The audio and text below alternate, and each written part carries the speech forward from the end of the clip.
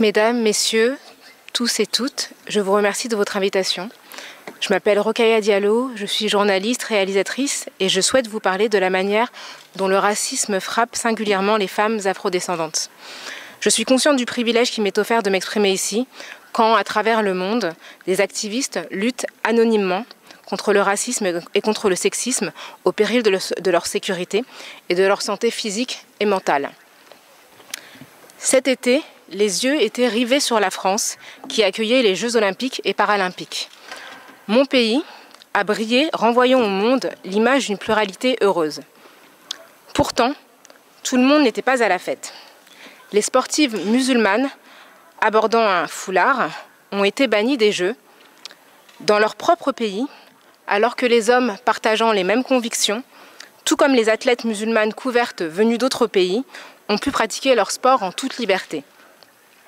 Au nom d'une interprétation stigmatisante du principe de laïcité, censé garantir la neutralité de l'État et non des citoyens, les femmes musulmanes françaises sont entravées non seulement dans leur liberté de conviction, mais également dans leur droit à disposer de leur corps.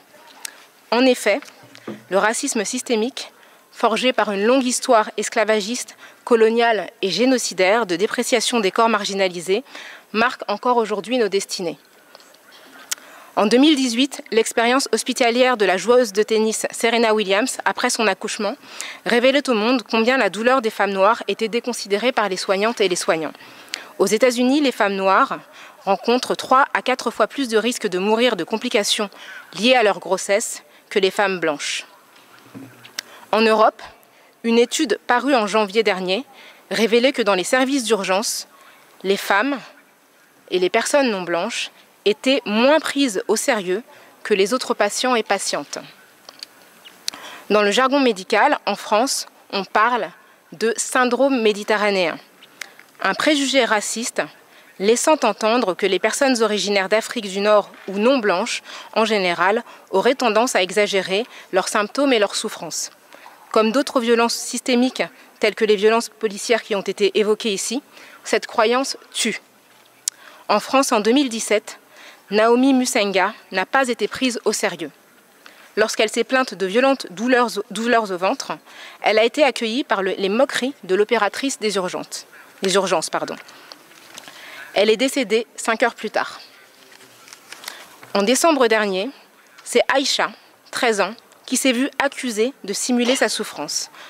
Pendant 30 minutes, les pompiers, appelés en urgence par ses parents, ont minimisé sa douleur et remis en question les paroles de sa mère.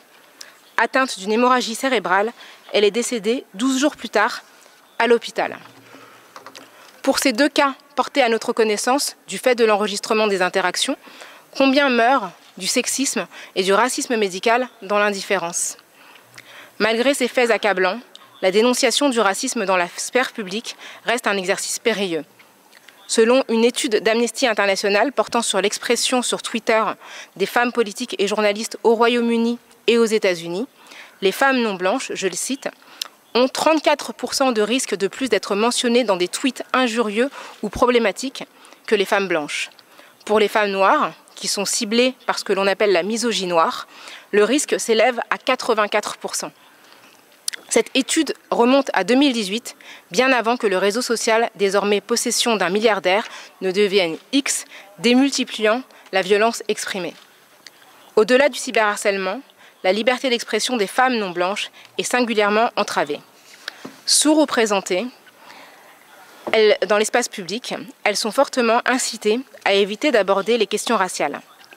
Les rares qui osent s'exprimer s'exposent à de lourdes conséquences, allant des menaces de viol, de mort, au procès bâillon. J'en profite pour remercier Mary Lawlor, rapporteure spéciale des Nations Unies pour les défenseurs des droits humains, d'avoir interpellé la France quant aux attaques, aux poursuites judiciaires, à la surveillance et aux intimidations que je subis depuis des années dans le débat public en France. Rappelons également combien les politiques migratoires, de plus en plus restrictives, tuent pour satisfaire l'appétit d'un public toujours plus sensible aux thèses xénophobes. Entre janvier et mai 2024, 5504 exilés sont morts en tentant de rejoindre l'Espagne par la mer Méditerranée. Près de 33 décès par jour. Une personne toutes les 45 minutes, dont des femmes, des enfants, dans la quasi-indifférence.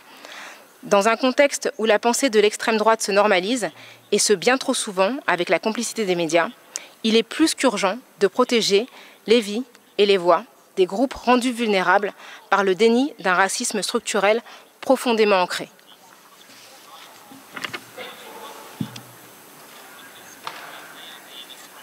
Merci beaucoup.